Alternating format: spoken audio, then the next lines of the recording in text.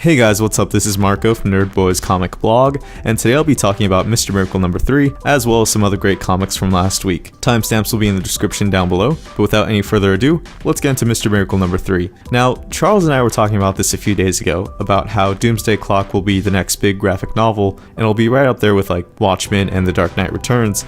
And while Doomsday Clock is the literal sequel to Watchmen, I think Mr. Miracle is kind of the spiritual successor to Watchmen. Because Alan Moore and Dave Gibbons, their original intent for Watchmen was to kind of reinvent and reimagine the Charleston characters in a darker setting, but they ended up inventing new characters while still examining superhero tropes and kind of deconstructing the genre. What Tom King and Mitch Gerads are doing here in Mr. Miracle number 3, and the series as a whole, is taking the Jack Kirby New Gods creations and kind of reimagining them and reinventing them in a darker, grittier, more modern kind of way. And the series does an excellent job of examining Mr. Miracle and his past and really showing what living through a life on Apocalypse can do to a person, living in a literal hell, and how that has affected him in his life and his relationships. Mr. Miracle is probably one of my favorite comics of this year, and I'm not even a New Gods fan. I had very little interest in them as a kid. I thought Mr. Miracle was actually a robot because he looks so much like Vision. But as I grew up, I found out Mr. Miracle was actually a dude and not some kind of robot. And reading this series, I really got a deep appreciation for Scott Free and the character of Mr. Miracle, and I really want to go back and read a lot of New Gods stuff just to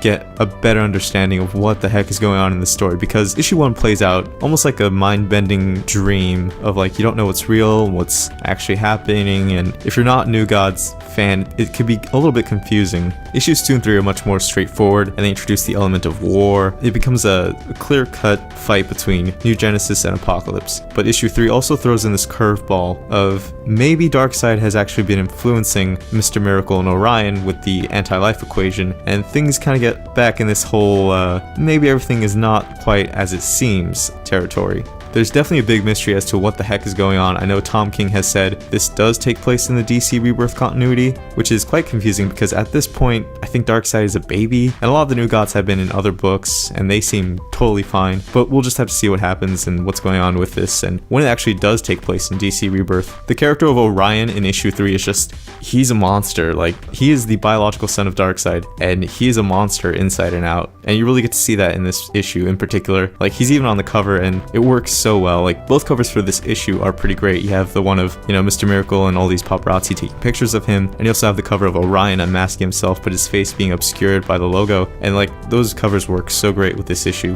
It is a strong recommendation from me to pick up Mr. Miracle number 3 and to just read the series from the very beginning. I think issue 1 is in its 3rd printing right now, so you can pick it up at the store next week, as well as the 2nd printing of issue 2, and like, you will definitely enjoy the series. If you're one who kind of likes to trade weight, this might be a better binge read for you, especially with the element of mystery and what's going on here and how everything kind of shifts from month to month on what the heck is going on. If you're a person who trade weights, I wouldn't blame you if you do wait for this one, but if you're one who's a collector, if you're a person who's really into keeping up on stories monthly and being on top of things, I definitely recommend picking up Mr. Miracle number 3. It's only 12 issues long, so it's a whole year of great stories, and this is a comic you can count on from month to month to just being really good, and I cannot recommend it strongly enough. Tom King, Mitch Gerads, you've been doing a great job so far. Keep it up, and hopefully this will be the next big Watchmen. I know Doomsday Clock is going to be like the next commercial hit from DC, but this is like the next artistic smash hit of the year, at least from DC Comics. Speaking of DC Comics, we have another DC title coming up, Dark Knight's Metal number 3, which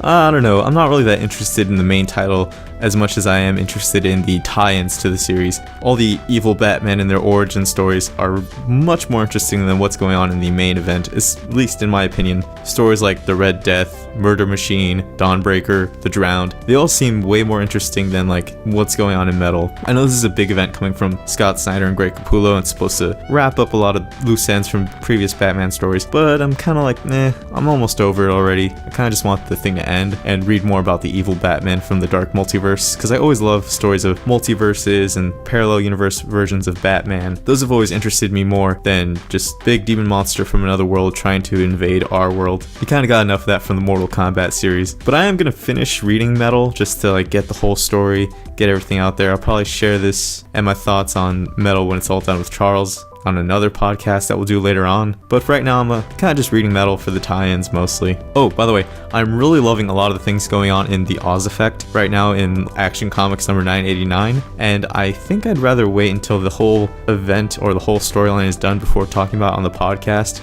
Maybe with like Charles or Damon, it might be a little bit better to talk about it as a whole instead of just like briefly talking about it issue by issue. I talk about Mr. Miracle issue by issue because it does throw a lot of curveballs, and I just want to really talk about how much I love Mr. Miracle. But Oz Effect, I think I'll wait on it until it's all done. But if you're interested in finding out more about Mr. Oz in the pages of Action Comics and Detective Comics, I can definitely recommend those for you. They're a very good read, and I highly suggest you check them out if you've at all been interested in Mr. Oz and what's really been going on with him taking all these characters from the DC universe. But moving on from DC and over to Marvel, let's see what's going on in Runaways number 2. The current Runaways series written by Rainbow Rowell is really geared towards returning fans who have been waiting 8 years for a continuation of the series, and you can really tell this is not so much new reader friendly, it's more for the returning readers, the returning fans who have been waiting such a long time for a new series, and it's fan service pretty much. It gives you all the characters from the original run, oh, at least it promises to. At this point it's only issue 2, and issue 2 deals with the return of Gert, and she's kind of time displaced. It's Gert from about 2 years ago, so everyone else is a little bit older than her now, and she's pretty much having a 16-year-old temper tantrum and kind of lecturing her teammates about, you know,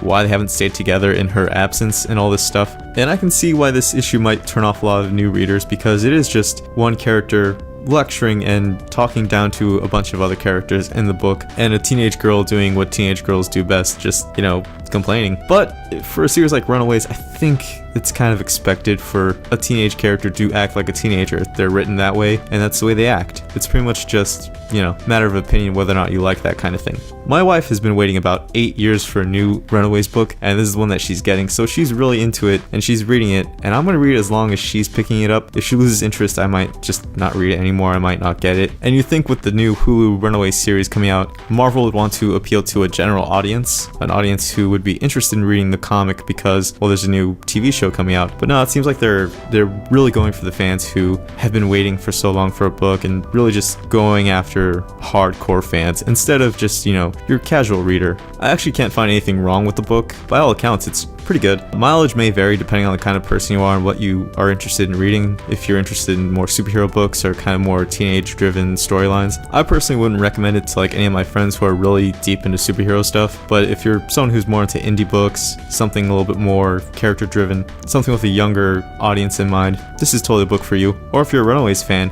this is exactly the book you're probably waiting for years. But now to the final book for today, Amazing Spider-Man issue 789. This is the first Amazing Spider-Man issue under the Marvel Legacy banner, and I have to say, not a lot has really changed for the book, especially behind the scenes. Dan Slott is still writing. You can definitely tell that he's still going to do the things that he loves to do. He loves to troll the audience. He loves to keep Peter Parker away from Mary Jane. He loves to introduce new romantic love interests for Peter Parker, and he absolutely loves being in control of the Spider-Man mythos. Issue 789 deals with the aftermath of the fall of Parker Industries, and really has a rags to riches to rags story for Peter Parker. It even has a reference to the Steve Martin movie The Jerk. Whenever I read a Dan Slott Spider-Man story, I don't see it as a superhero story. I read it more like a soap opera drama. That's pretty much what Dan Slott's Spider-Man is. It's a soap opera with an ensemble cast, and just one of those characters happens to be a spider-powered vigilante. That's pretty much what it is. It's so many subplots and so many side characters who have so many very interesting backstories to them, and Dan Slott really knows how to bring out